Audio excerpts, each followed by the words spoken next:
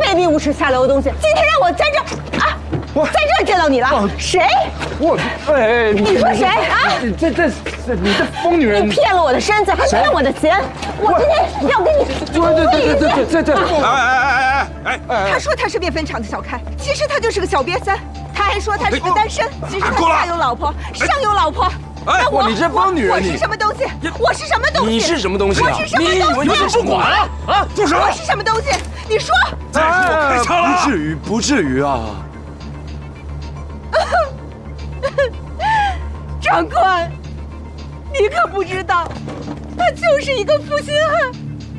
我们执行公务呢，没空管你那破事儿，滚！我再不走我开枪啊！对不起。你根本就不知道我被他害得有多惨。我今天就算是死，我也要杀了他，我要杀了他。走去！不是，我们那一晚是你情我愿。别管！慢走啊！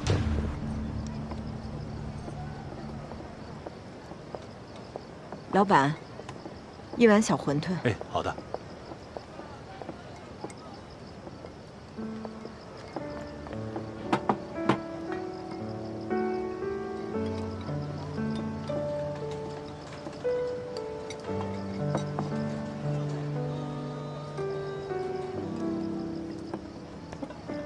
老板，放这啊。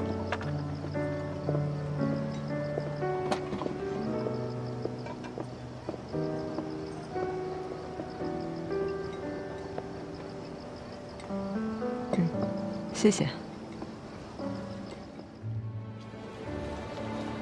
万灵丹的效果很好，我们准备继续订购。没问题。另外，我们之前一直委托一家商行从国外采购西药，但那家商行最近不太方便，能否改托池春堂帮忙采购？可以。你们需要哪些西药？药品的名称和数量都在上面。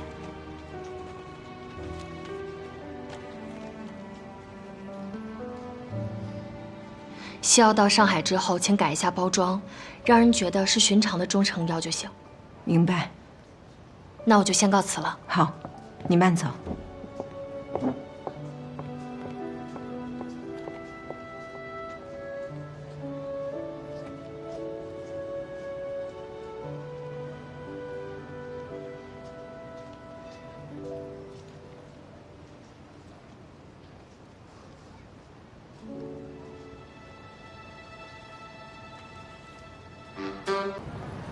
曲小姐，请留步。我今天是专程为你来的。不好意思，我还有事。楚小姐，我今天是真的专程为你来的。你有什么事儿吗？楚小姐，你有没有考虑过，把万灵丹以及万灵丹代表的汉方药卖到世界去呢？当然有，但是不会和日本人合作。啊，楚小姐，关于一种倾向的事情，确实有许多杂音在里面，我也能理解你的心情。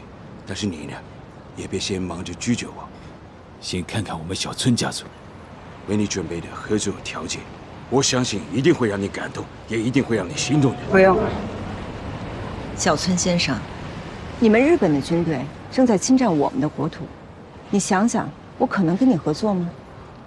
楚小姐，和我们合作可不是仅仅为了出路，那也是生路。你这是在威胁我吗？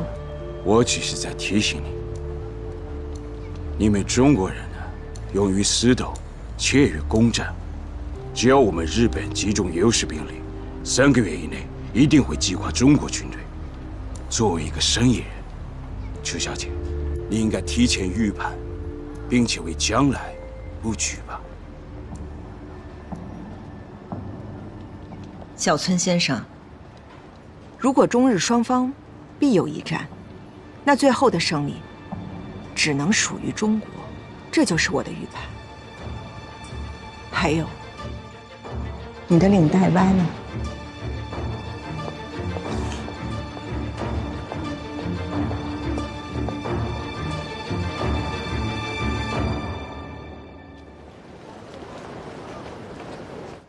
察哈尔的邱掌柜，只因说了2句日本人不爱听的话，就被拉出去，当街杀了。丰宁的狗掌柜至今下落不明，古原的戚继民被抓走3天后才放出来，也就剩下半条命了。那咱们那些分店分号呢？要么被收，要么被占，要么被查封，要么被强掠一空。那首元药庄的老店呢？老店也被封了。那首元药庄其他地方的分店呢？没了。华北、东北都没了。那我们这几十年不就白干了吗？那齐州药市呢？齐州药市也没了。这他娘的生意还怎么做呀？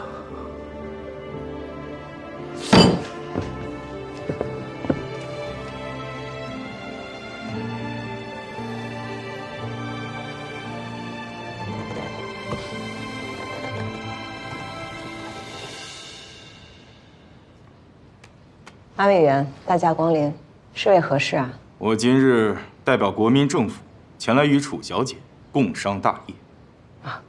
愿闻其详。楚小姐自办韶华制药厂以来，成绩斐然，方方面面的创新与委员长提出的国民经济之建设运动的宗旨不谋而合，因此国民政府希望与楚小姐合作建厂，一方面解救濒临崩溃之国民经济，另一方面也可使人民获得安乐之生活。那你们想怎么个合作法呢？建厂所有费用及一切工作琐事，皆由国民政府承担。楚小姐只需带着万灵丹的配方入股即可。那请问楚小姐占股几成1成。？1成。正是。那万灵丹的配方归谁所有？既然是合作建厂，那配方归国民政府和楚小姐共同所有。马委员，依照国际惯例，像万灵丹这样的产品，如果楚小姐要技术入股，至少要占股50%。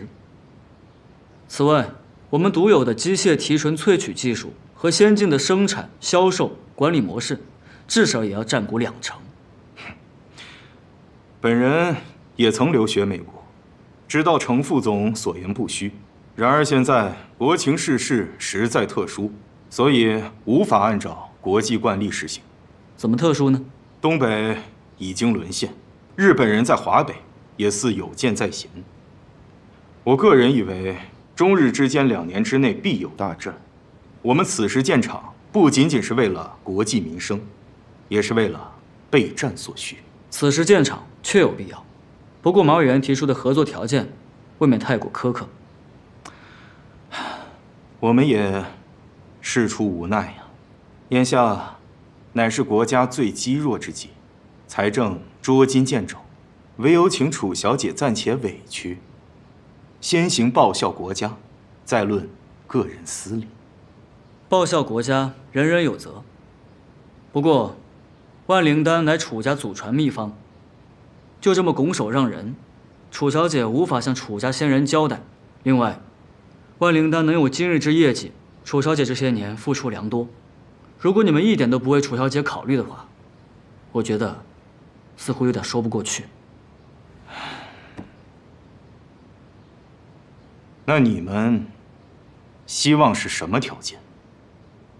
我们至少要占6成的股份，并且万灵丹的配方只能由我或者我指定的人掌握。占股可以商量，配方必须共享。配方的事儿没法谈。楚小姐，只有配方共享，才能快速建厂、大量生产，方能满足战时之需呀。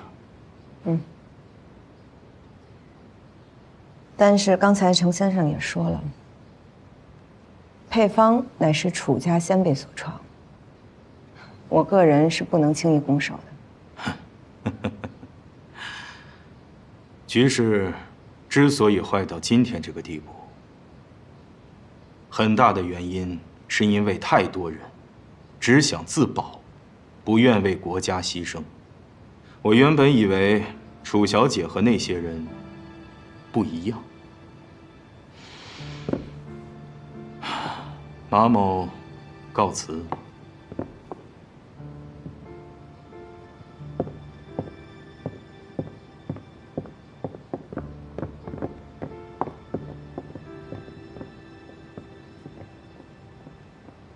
之前觉得你性格古怪，不知道其实你还有一段过去啊。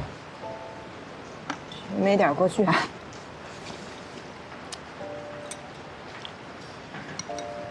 我说的是三寿帮华顺药铺，你还有个女儿。吃完，别聊这个了。之前在报纸上看到，但没连起来，总觉得嘛，别聊了。讲出来，心里会不会好过一点？我早就放下了，你要不说，我都把这事儿忘了。是忘了还逃避啊？我逃避什么呀？不然为什么今天不敢跟我去夏元家？怕见到故人，还是你能吃馄饨吗？当不当我是朋友？不是，咱们只是搭档。这么直接？行，我也只是希望你可以过得开心、轻松一点。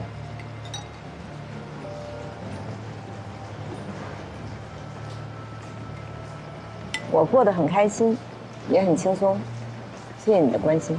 看起来没有。啊，我真的是想帮你。我不用你帮我，我也不用谁怜悯我。我不是，我放不放得下，忘不忘得记，那是我自己的事儿，我只是要关心你。跟你没关系。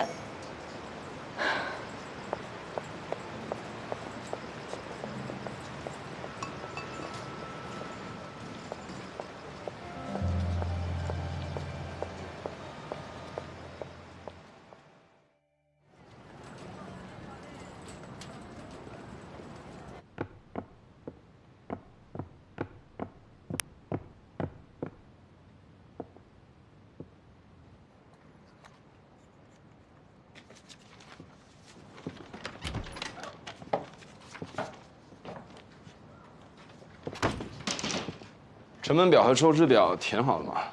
放在您桌子上。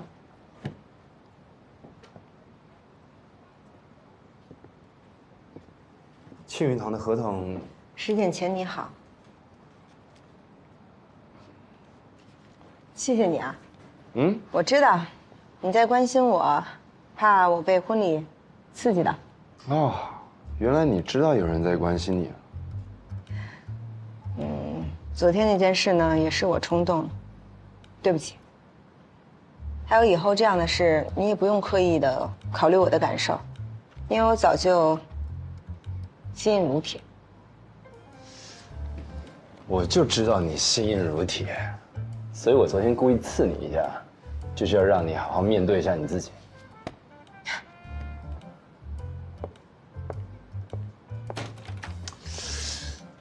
来做件旗袍吧。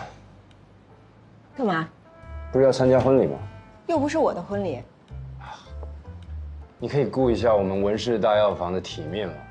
哦，那如果是顾及文氏大药房的体面，应该做的。不过这旗袍钱，您出吧。哎，你也是股东，这钱为什么要我出啊？我又没想做旗袍，是你让我做旗袍，而且你是文氏大药房最大的股东。可以。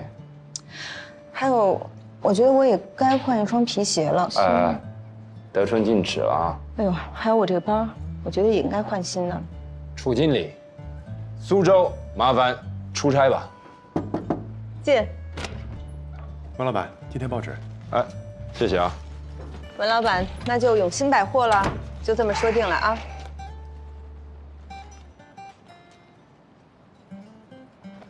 哎。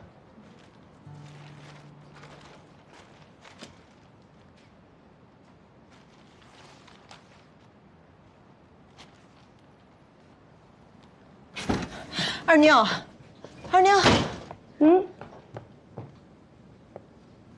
怎么了？田二少自杀了。哎呀，我还以为什么事儿呢。小孙跟我说了，昨天晚上吃的药，现在早就没事了。可你不去看看他吗？我为什么要去看他呀？他是为你自杀的。那么点小事就去吃药，真让人看不起。哎，你猜他吃了几颗？3颗。3颗。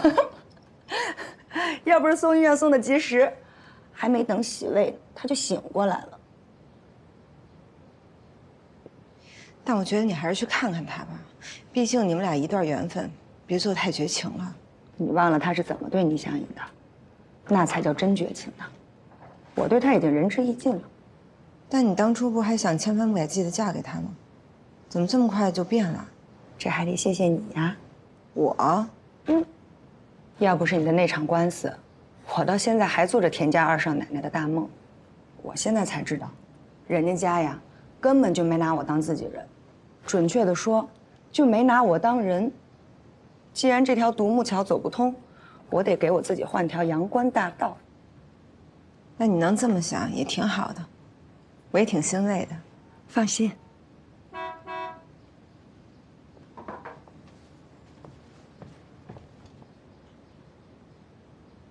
这么早就到了，你等我啊，我换个衣服就下来。他是谁啊？男人，你不是说你要换一条阳关道吗？他叫穆子如，是青帮的4号人物，有钱有势。虽然出身穷苦点吧，但是没父没母。对比田二少，他可不就是我的阳关大道吗？二妞，你还是要靠男人吗？除了靠男人，我还能靠谁呢？女人不靠男人也可以有出路啊。我还能有什么出路啊？这也许就是我最好的出路了。但他是青帮的，我怕他伤害你。你放心吧，在这条路上，有没有男人，我都是我。只要无情无爱，没有人真的能伤到我。我走了，你小心啊。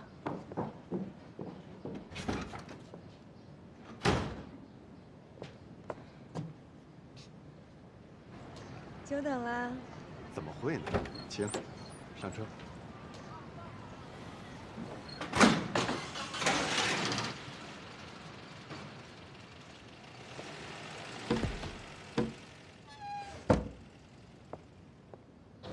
你就为了那么个白贱人，你至于的吗？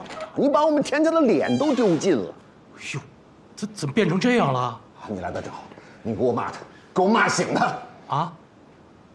不是童心，你们俩不是很浪漫吗？怎么说分手就分手了？我哪知道啊？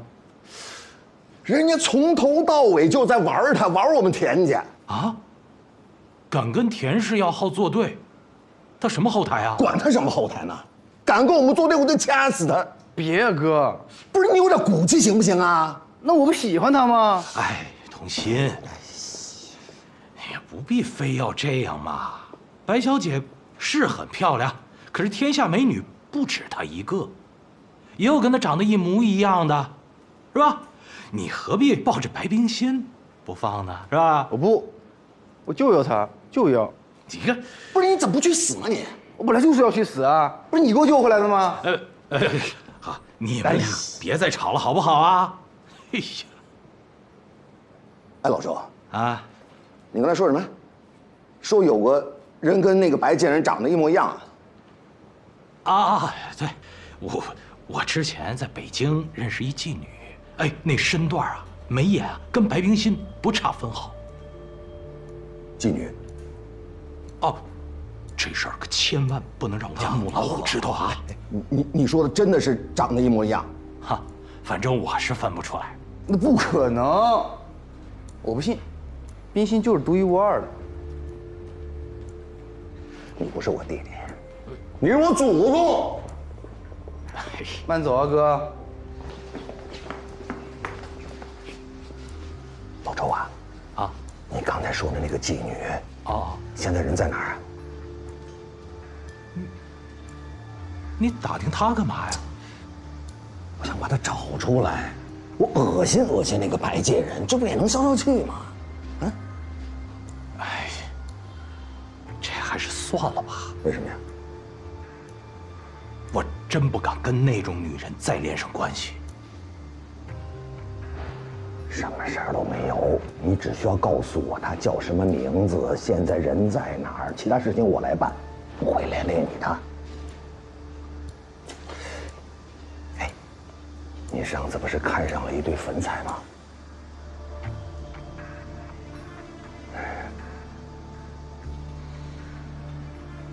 陆宁乡，林芳楼。这是什么？你不是要主持婚礼吗？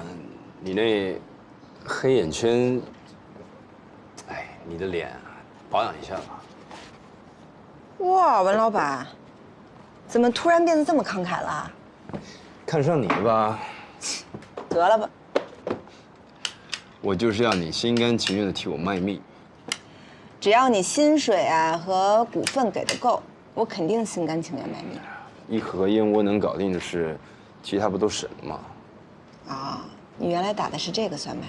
嗯，厉害吧？燕窝呢，我也要，薪水和股份，我也不会手软。你算盘打的也挺好的，厉害吧？文老板，楚小姐出事了。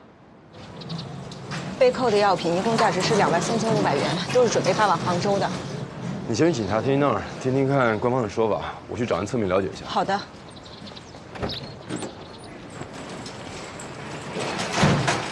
为什么被扣？你们自己不清楚吗？我们确实是不知道。有人举报你们，说你们文氏大药房明里买卖药材，其实是在私运鸦片。这绝不可能啊！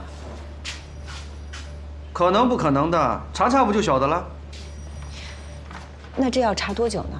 这可说不准，快了半年，慢了3年5载吧。那就是说，我们这批货起码要扣半年。要是查出来没事儿，我们立刻返还；要是有事儿，小姐，你就等着去吃牢饭吧。那是谁举报的呢？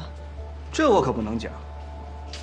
那有人举报，那总不是空穴来风吧？总得有点证据吧？有人举报就是证据。那按照您的说法，只要是有人举报，不管有没有证据，是不是空口无凭，都可以把货扣下来再说。就是这个意思。好吧。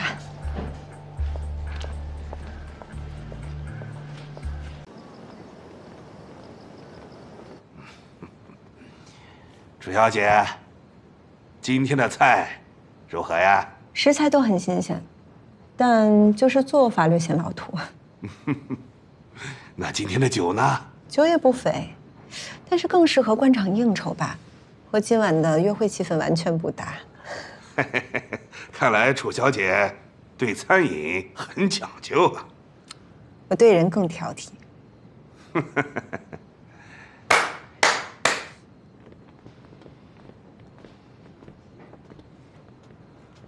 楚小姐，尝尝这3盘菜。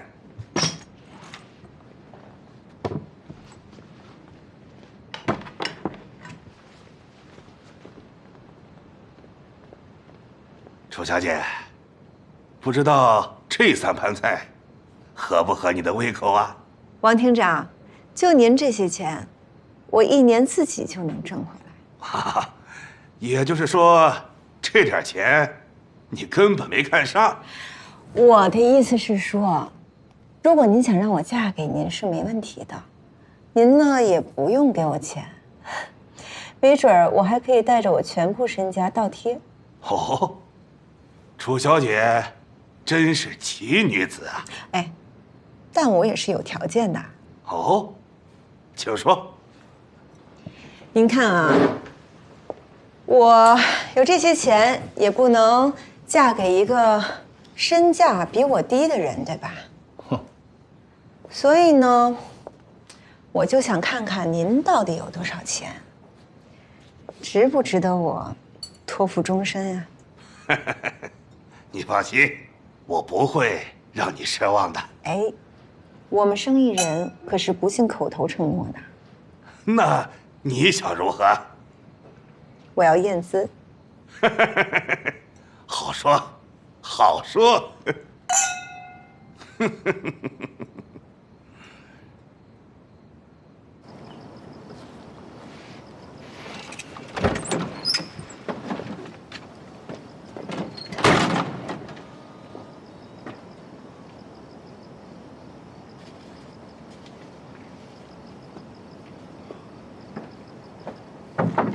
夏老板，这时间还看账啊？有你担心就行了。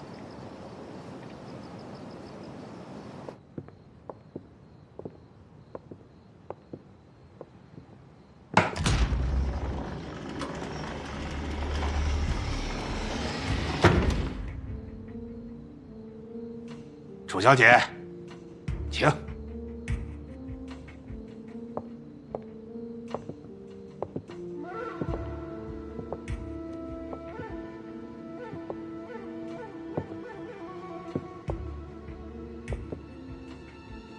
怎么样？这些该能满足你了吧？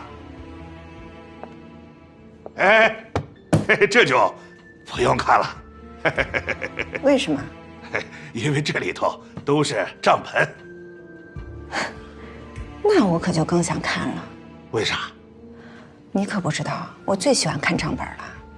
负债多少，利润多少，赚了多少，亏了多少，未来走势，真实家底，那账本里可都是一目了然的。难道这些还不是我的家底吗？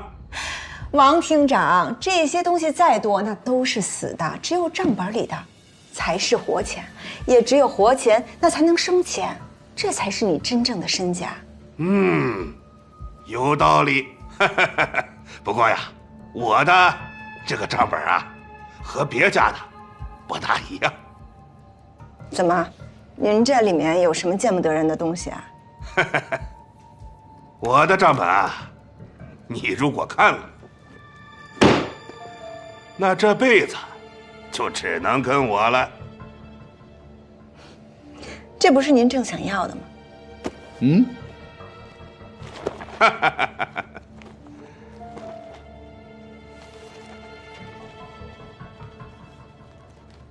怎么样？你还算满意吗？哎，王厅长，王厅长，您要是早认识我就好了。哼，要是我给您做这账啊，您去年的收入，我能再帮你翻一番。咋？你还有这本事？那你说为什么文氏大药房能在短短的几年之内在上海就能声名鹊起啊？那是因为半年前我加入了。哦，你的意思是，我当官，你来经商？这倒是个好主意啊！收起来吧。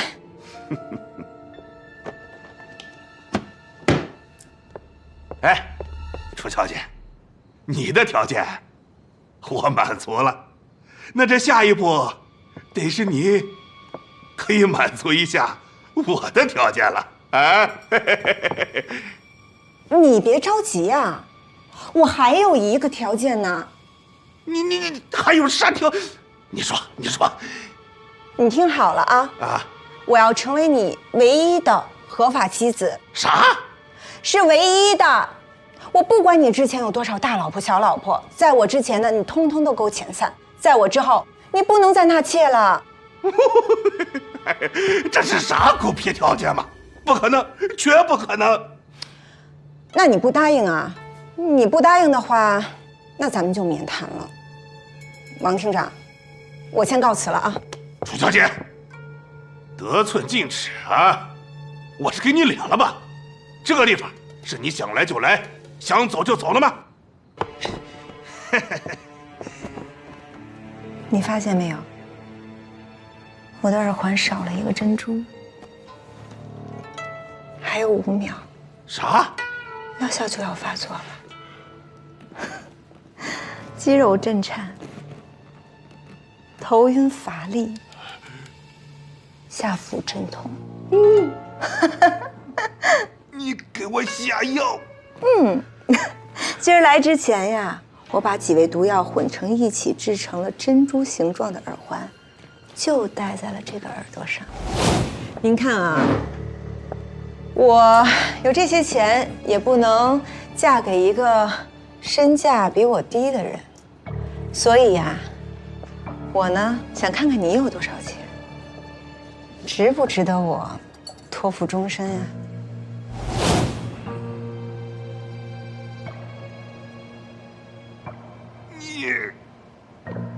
你这个臭婆娘，竟然给我下毒了！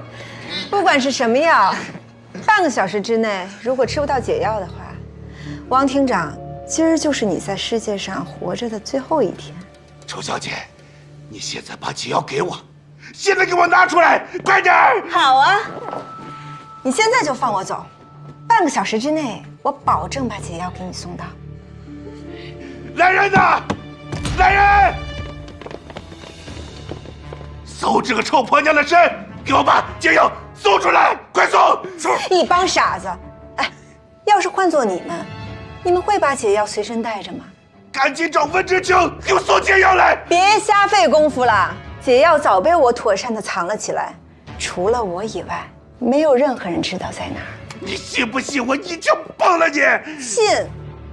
29分钟之后，咱俩黄泉路上见。你还有28分钟。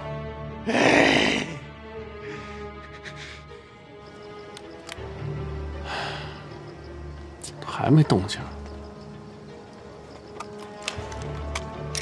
要干嘛？进去救人。你这么进去救人？不然怎么办呢？你这不是添乱吗？等不了了。夏老板，跟你说，我不管你了，但你要想清楚啊！你这么进去是救他还是害他？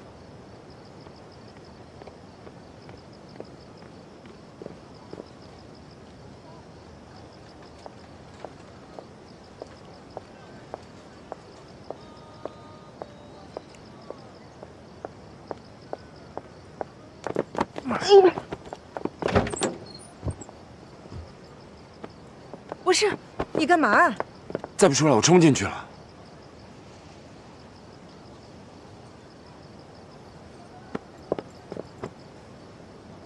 没事吧？不是啊，文老板，你有点太沉不住气了吧？走吧。谁让人家是你未婚夫啊？陶大夫，你赶紧救救我，赶紧救救我呀！王厅长，我得知道您中了什么毒才能施救啊！这不管啥药，你给我吃上一点嘛！我怕我现在用错了药，您不是更危险吗？哎呦，他妈的！哎呀，几点了？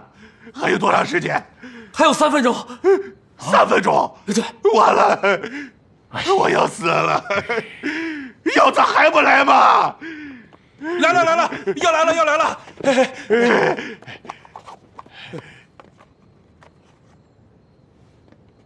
山楂是解药。厅长，还有个条。谢谢王先生的盛情款待，让我度过了一个愉快的夜晚。楚韶华，这，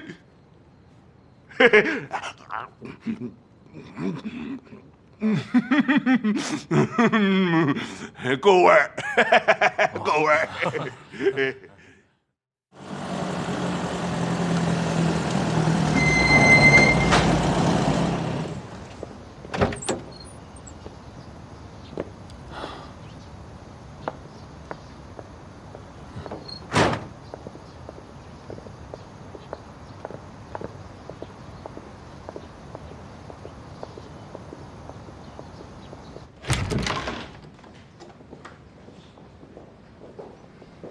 楚先生，这位就是楚小姐。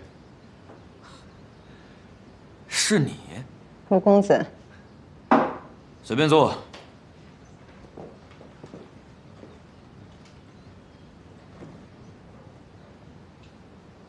厅听说楚小姐想借刀杀人，我只是想借刀自保。如果把刀借给了你，江浙之间只怕很快就会有一场大战。就算这把刀不借给我，这场大战也在所难免。但至少可以拖延一些时间。我拖到什么时候呢？拖到对手壮大吗？楚小姐，何出此言？飓风贸易公司从去年成立到今年的10月份，总盈利是2300万大洋左右。每月10日的前后，都会有一笔70万到100万不等的款项从飓风直接打入一个代号为文刀的账户里面。另外，今年的3月13日，有35万英镑直接汇入了里河洋行。6月22日，有83万的美金汇入了沙逊先生的名下。你怎么看？你的这些消息都从哪儿来的？昨天晚上，我看到了飓风贸易公司的账本。这么私密的东西，你一个外人怎么可能看得到？就算是看到了，又怎么可能凭空记得这么多的数字？这点不用质疑。我相信楚小姐有这本事。如果楚小姐所述都是真的，那个王国栋走私鸦片挣了些钱，1年2300万大洋，足够装备3个师的了。那个文刀，应该就是齐福万吧？之前有情报说，王国栋找里河洋行买了7000条枪，又找沙逊买了5门大炮，日期和金额都对上了。不知道这些消息够不够卢公子当机立断？好，刀我可以借你，但你拿什么还？你需要什么？我需要你继续留在王国栋身边。那我又何必坐在这里呢？磨刀需要时间，举刀更需要契机。